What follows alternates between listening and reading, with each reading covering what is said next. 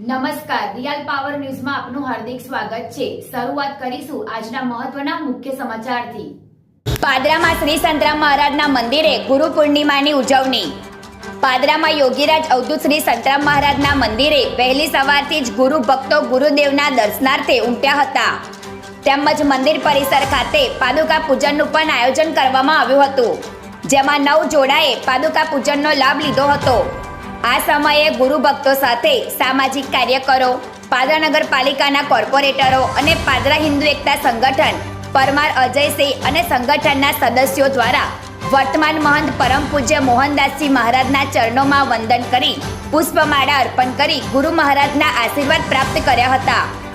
સાથે જ ગુરુ મહારાજના માર્ગદર્શન હેઠળ પધારેલ સર્વ ભક્તજનોનું મહાપ્રસાદીનું પણ આયોજન કરવામાં આવ્યું હતું। પધારેલ સર્વ ભક્તજનોએ મહાપ્રસાદીનો પણ લાભ લીધો હતો। ગૌરવ પટેલનો report, real power news, Padra.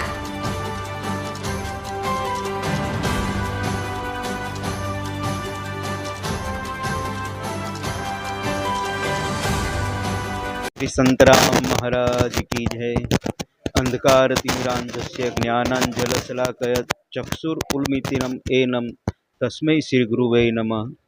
आज रोज गुरु पूर्णिमा, गुरु महिमानो आजनो दिवस અને આજે આપણા જીવનની અંદર આપણે કોઈની જોડેથી કાંઈ શીખ્યા હોય તો એવા ગુરુજનોના પ્રીત્યર્થે આજે આપણે બધા જ ગુરુ મહારાજની પૂજા કરીએ।